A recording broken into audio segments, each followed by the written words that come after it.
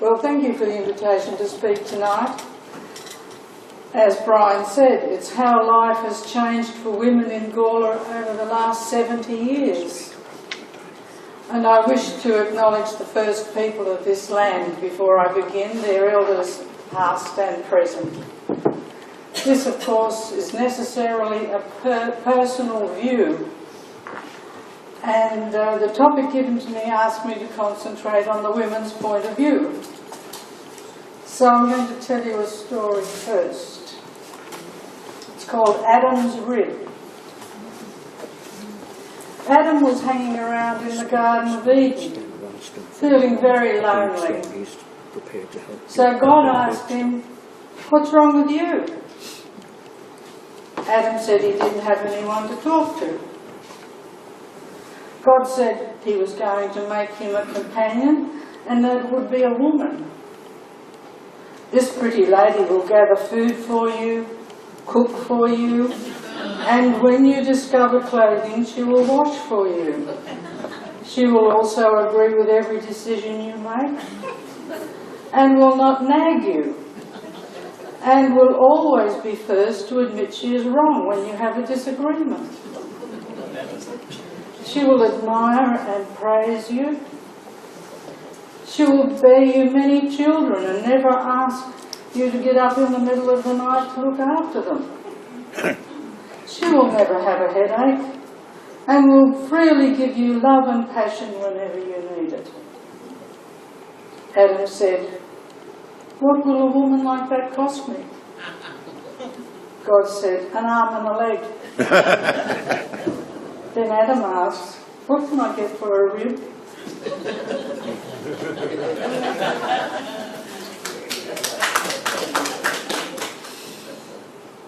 I also wish to acknowledge that Tony Piccolo has helped me with this tonight. He gave me a copy of the book Significant Women of the Gawler Project, and I guess you've all read that. I hadn't, so backwards and in high heels. I found when I read the stories in that book that the women in there made the best of every opportunity they had, and then they worked hard to bring it to fruition. Now, I know tonight that the topic requires 70 years' experience, and I only have 40. So I know you people are going to be able to shoot me down in all directions, but please be kind. I've asked other people who have lived here all of those years, and I've tried to incorporate some of their work in with mine.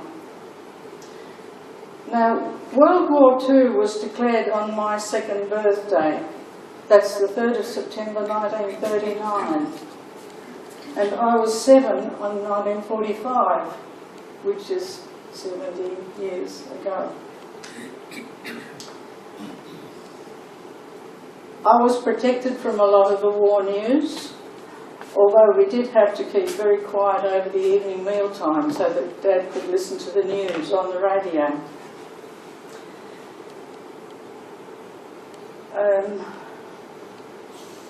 I was protected, yes, I said that.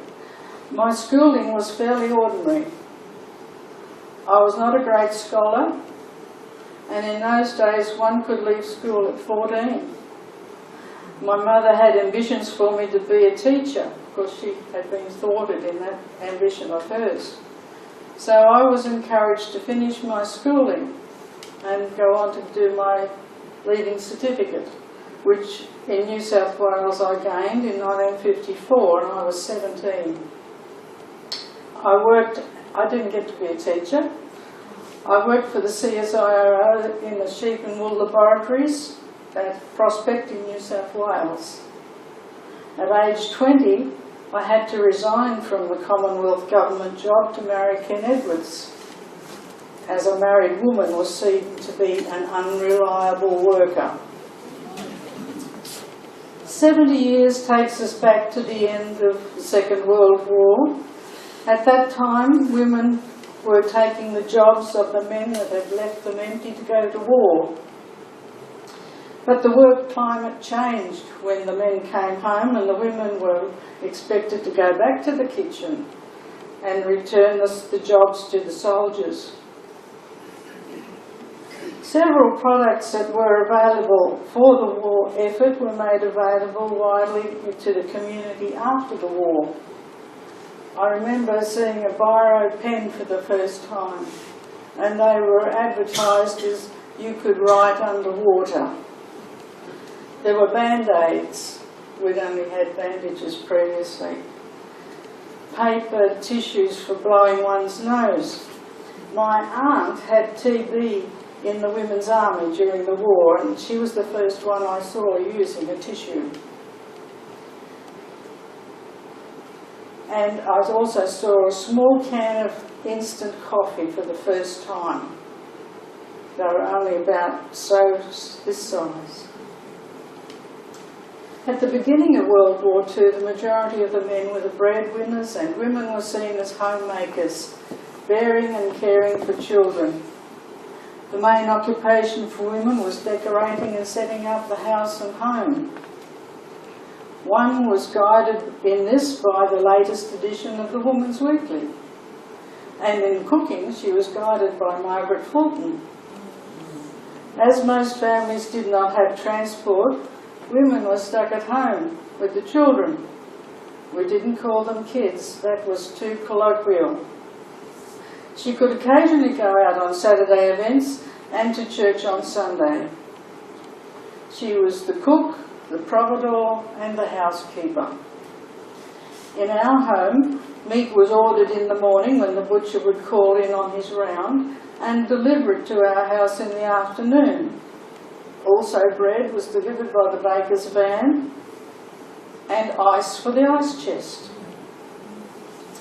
We had a trip to the pictures once a week as a treat, and afterwards we were allowed to have a very milky instant coffee from that precious tin.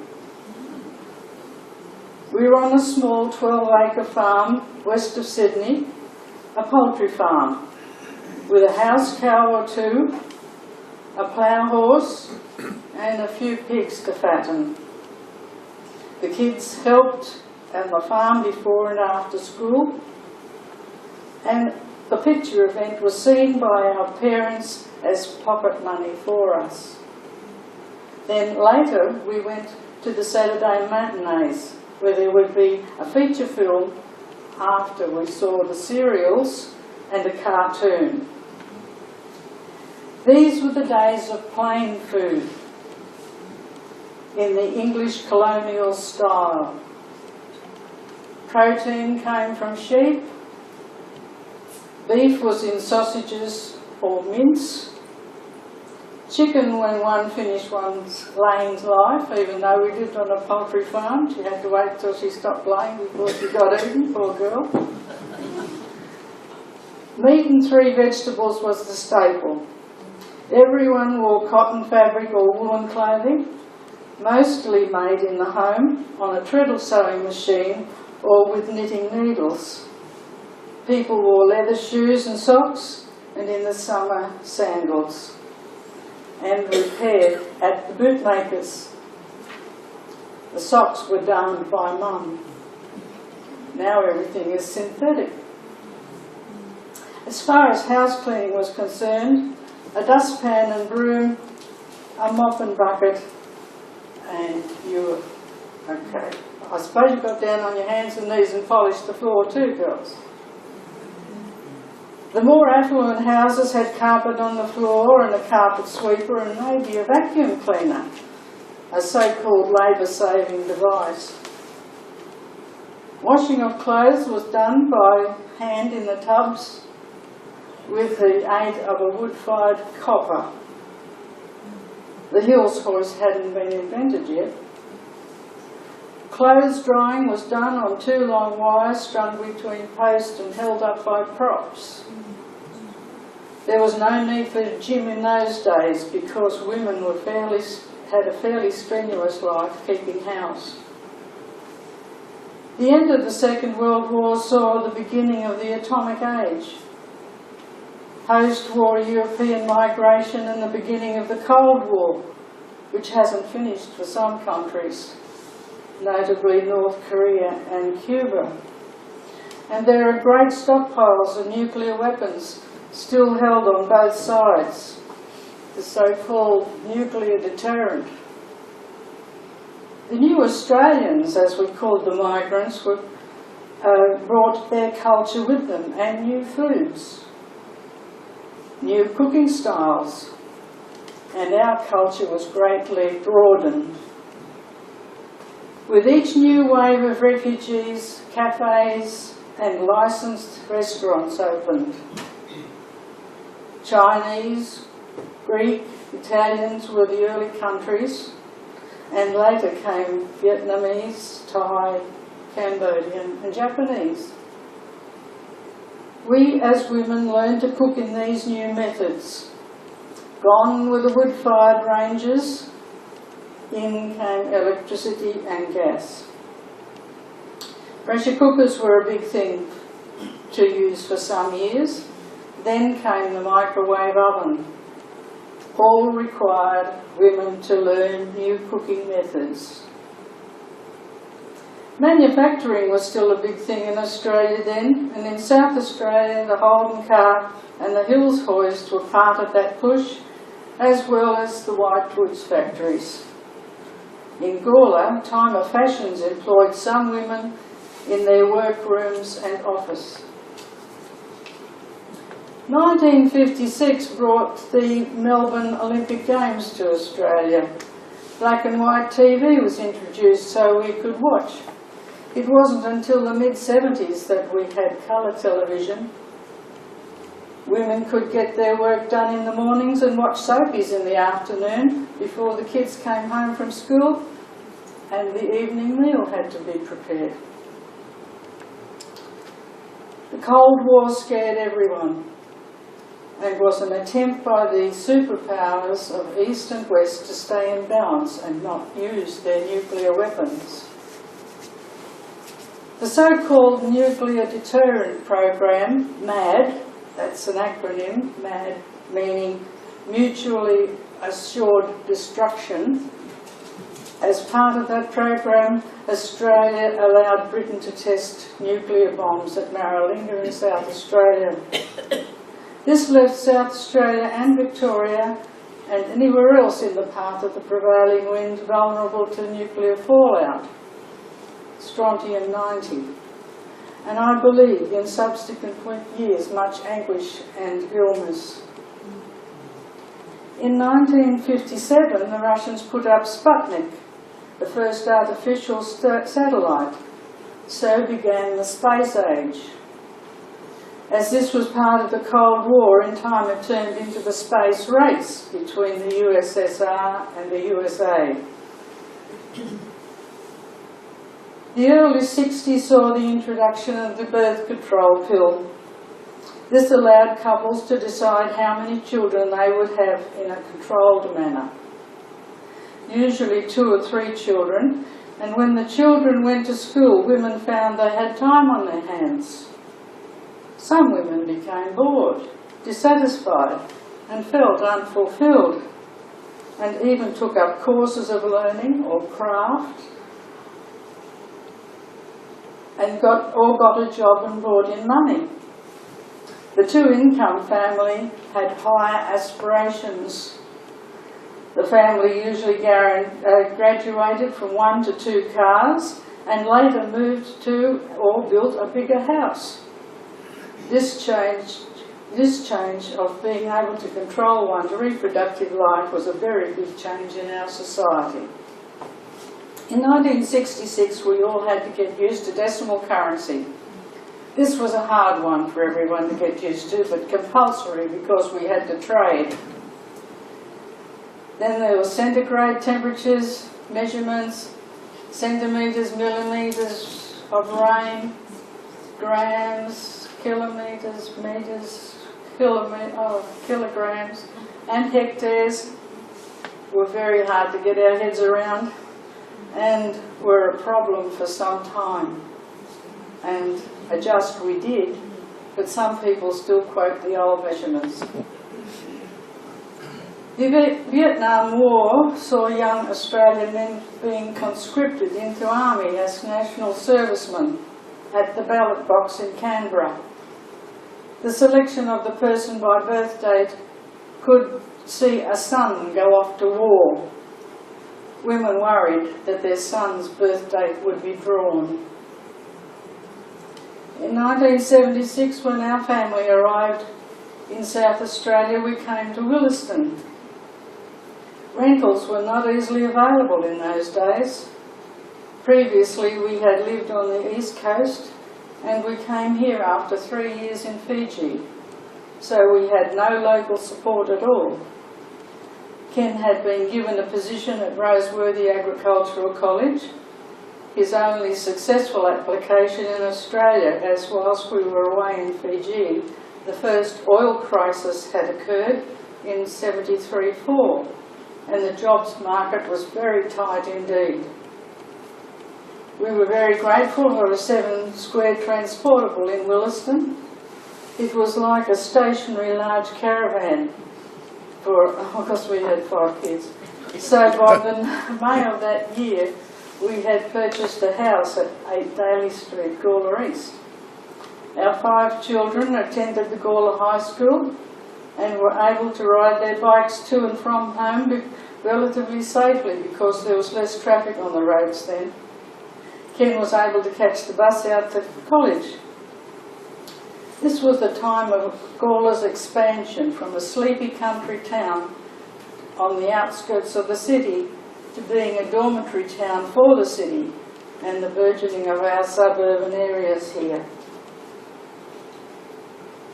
Residents were restricted from burning rubbish in incinerators, but the Williston dump burned rubbish and put smoke over the town, and the southwesterly wind brought aromas from Bolivar treatment plant. We also witnessed much urban infill housing. There were no units in Gawler then. We first arrived, the council made it very hard for people to build units because they didn't want to change the character of the town. There was much talk of a southern bypass to the town in those days, and we're still talking about it now. That's 40 years plus. We had only male mayors in those days, and we have the next mayor with us now, Bruce, and now we have a female mayor. In the 80s, people became aware of a new virus. It was called AIDS, an autoimmune disease. This disease caused many deaths, especially for young people. Sexual orientation and drug use were the main reasons for this disease, and parents worried about these things. There were drugs in Gawler in those days: dope, marijuana or cannabis, speed and LSD were the main ones. Now, many years later, some medications were used for the illegal control of pain. Now medical cannabis is available to some people to help them control their pain. In the early days, women were able to buy their groceries at Uganda farmers, especially the country people, in the main street and charge it to their accounts. Whereas today, most transactions happen by plastic card, either credit or debit. In those days, most families had one car. Today there are as many women drivers as men. Barcodes on goods were introduced in 1974. Servos, or service stations, did serve. Now everyone does it for themselves. All they supply is the fuel and the cashier. Women had to learn to use the pumps. Air in the tyres and cleaning of the windscreen is another matter. Self-serve supermarkets replaced grocers. Now we have more supermarkets we have more supermarkets than in those days. We had Tom the cheaper grocer and Big Heart. Woolworths and Coles weren't in the town. Coles had a shop in the main street where the Terry White Pharmacy is now, but it didn't sell food. Businesses have moved to various locations around the town, and some businesses have disappeared. Witness the long empty Essex house with its antique flying fox money line to the cashier. Supermarkets have checkout chicks, usually young women or boys who are still school age or student status, earning a few dollars to get them through their studies. Milk used to be delivered to the house by a dipper into the customer's vessel, then in bottles. Now we have to bring it home from the supermarket. Women had to adjust to every changing streetscape. Packaging has gone from paper bags at the corner grocer shop, where food was in bulk, to everything wrapped in plastic, a petroleum byproduct. Women needed to get used to the new foods on the shelves of the supermarkets too. Just a few mentioned here: avocados, capsicums, broccoli, many, many more. Pizza cafes and Asian cafes, these new foods had never been part of my diet when I was a child. Women do not need to leave the house to shop these days. Shopping online has brought the process full circle, as home delivery is happening again. Order purchases online and they are delivered the same day. Buy online anything anywhere in the world and the parcel comes via Australia Post. We are now in the information age. Women had to learn to use computers instead of typewriters. This meant keeping up with the latest gadget in IT, or information technology, which involves knowing how to use them. In transport, who will ever forget travelling to Adelaide on the old Red Hens on a summer's day with no air conditioning, except for the young person sitting by the door holding it open with his foot? He usually got off at Elizabeth. One of Gawler's ironies is that in the days when hardly anybody had cars, there were no bus services in the town. And now everybody has a car. There is a government-provided service which is underused. In the meantime, there was a community bus. There is also a hospital transport system run by volunteers. Meals on Wheels has served the town for over 50 years. I was the supervisor of the Gawler branch after Dot Springvet for 13 years of my 25-year voluntary service. Much infrastructure has been put around the town and into the town. Upgrade of the Sturt Highway, the building of the Thatcher Northern Expressway, and the Murray Street has been rejigged with its footpaths, with reduced parking for vehicles. Trucks have been rerouted and not allowed in Murray Street. There used to be a Thursday market which brought everybody in from the country, buyers and sellers alike. This was situated in the northwest corner of the Northern Market, as it was called then. That's the Coles car park of today. The new shopping areas have opened at Gawler Park and Gawler Green in the south of the town. The Mothers and Babies building was at the top of Murray Street, and mothers used to take their babies to be checked for health, growth and diet. Now I believe the nurses come to the mothers in their homes. Medical care.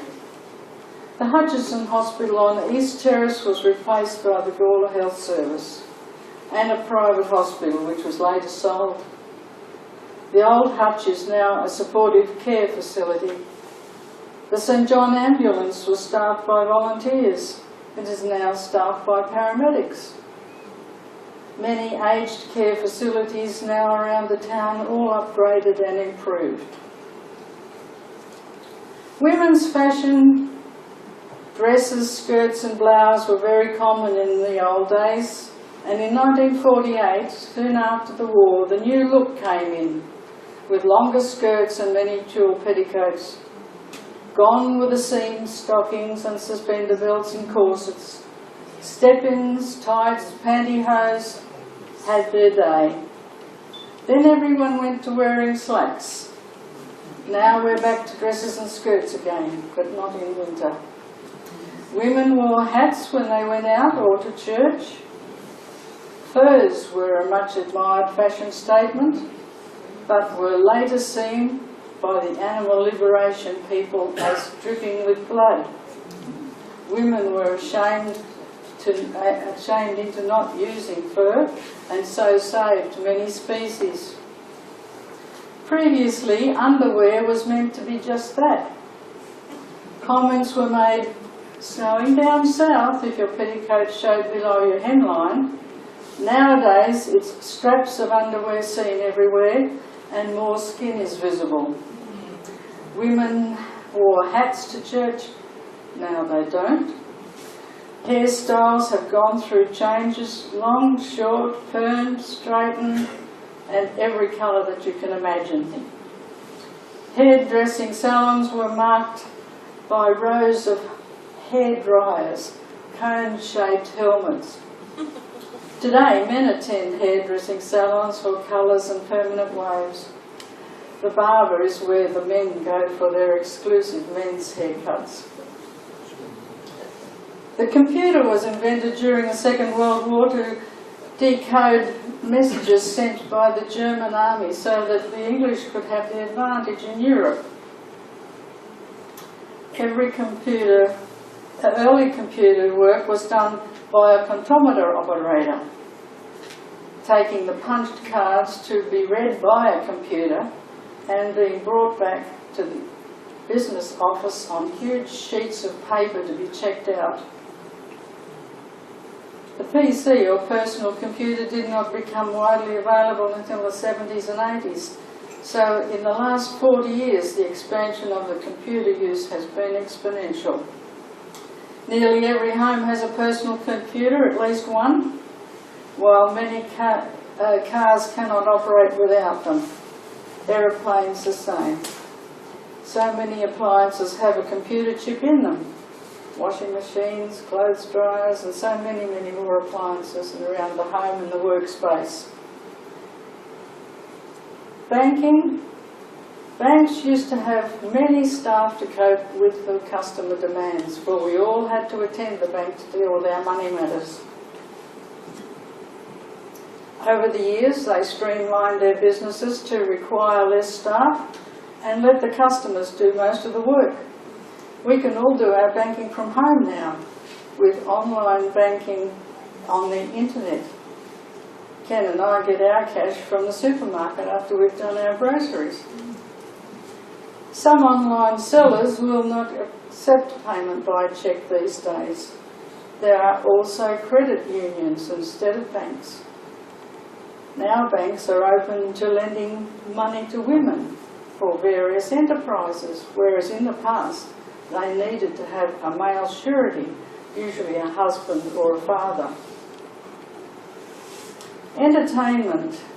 Back then, there was a drive-in at Jepp's Cross and a cinema in Elizabeth. Now we have a cinema in the town. There were amateur theatre productions put on in the now demolished TAFE complex when it was situated in Finnis Street. The TAFE building and the fire station were demolished and some of Jacob Street closed to make way for the Woolworths complex.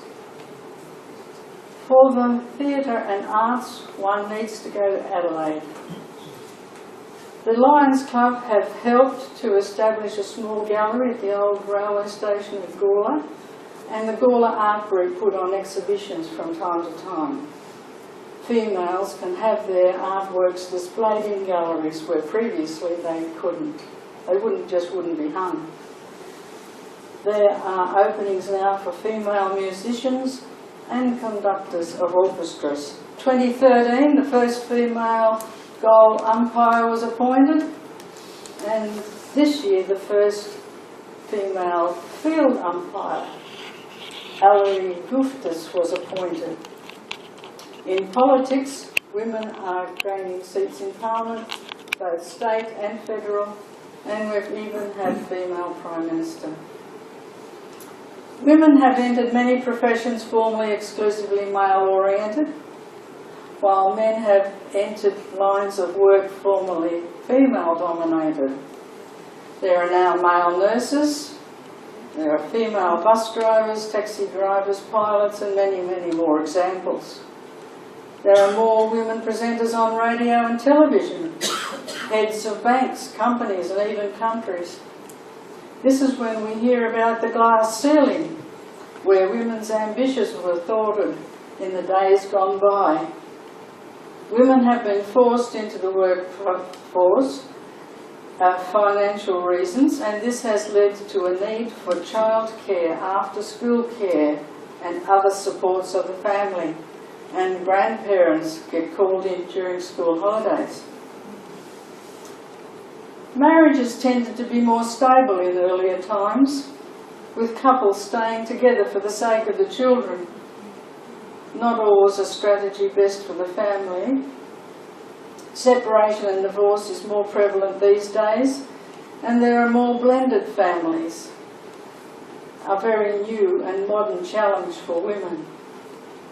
The family court helped to settle family disputes, and legal aid is available for those who cannot afford lawyers. There are women's refuges for abused women and children. Women are half the population. Working women have to excel in their jobs as well as juggle family life. Being numerically more than half the workforce, they still do not have equal pay for equal work, with most of them on hourly or casual rates and set hours per week. Retirement for women is fraught also, as their low levels of superannuation can take them 30% below the poverty line. They can be trapped in inequity and live a meagre retirement life. Women's liberation happened. More freedom required more autonomy. It could be argued that there are no liberated women without liberated men. Mutuality is a big plus for relationships. Also, the community, inclusive attitudes and embracing diversity is a more respectful way. Of course, communications have altered rapidly and universally. We live in an information age and everything is digital. We have all had to learn very quickly about computers, mobile phones, iPhones, tablets, Blackberries, and also know how to send an SMS or an MMS. And also to use Facebook, Skype, Twitter, Instagram or Wi-Fi, which is an Australian invention. Data is stored in the iCloud, and we hear words such as metadata. We now have UVAs, unmanned aerial vehicles or drones, which in the future will be able to deliver a package to your door. The question of robots taking over our workplaces is another growing concern, and not just for women. They are already used widely to take photographic information from the air, and we see it on the news every night. In medicine, there are 3D printers making body parts for humans and skillfully placed by surgeons. Women's lives, far from being housebound, are now given the choice of so many activities. They can take part in sport or leisure activities, walking groups, keeping fit at the gym, or frequenting the many coffee houses in Gawler, or eat out at restaurants and hotels. Where once all the food was prepared in the home, now 60% of food is prepared and processed in a factory and produced with a great reliance on salt, sugar and fat, hence the trip to the gym or the long walk around the town. There is an increasing need to read labels in the supermarket products as we are particular about our diets and what is in our food and how far it has come. Has it come from overseas or another state? Other things women worry about are the environment, ecology and recycling, and the climate change. I've been recycling since 1970. We all need to take responsibility in the modern world because this earth is our island in space. Change. It is said change is the only constant. Not all changes are for the good. The changes women have had in their experiences are many and varied. No one can afford to be left behind. We must keep up with change. Whilst it seems a daunting task, to be left behind is disastrous for the personality and so isolating. And for the community, it means that not all of our potential is reached. This has not been an exhaustive expose on the change of women in Gawler for 70 years, so I invite those in here to fill the gaps. Thank you for inviting me tonight. Is there anyone who would like to share their perspective on the topic?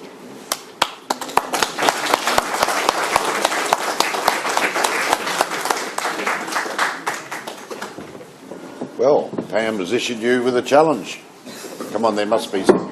Righto, Judy Gillett-Ferguson is not backward in coming forward.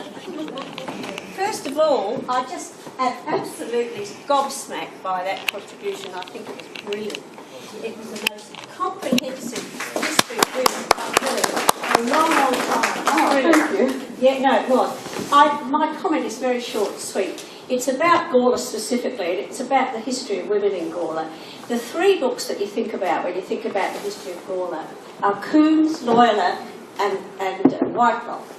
And apart from Whitelock, the first two, Coombs and Loyola, there's almost no mention of women at all, as if Gawler had been inhabited, set up and established solely by men.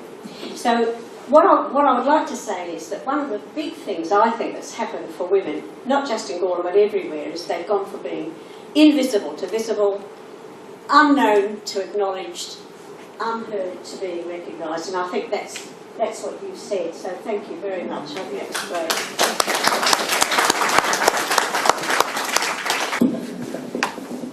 One of the things which has become quite apparent in this town and elsewhere is the fact that there are now women in a number of the clubs which were previously only available to men. You've also had clubs formed which are for women only, without any men.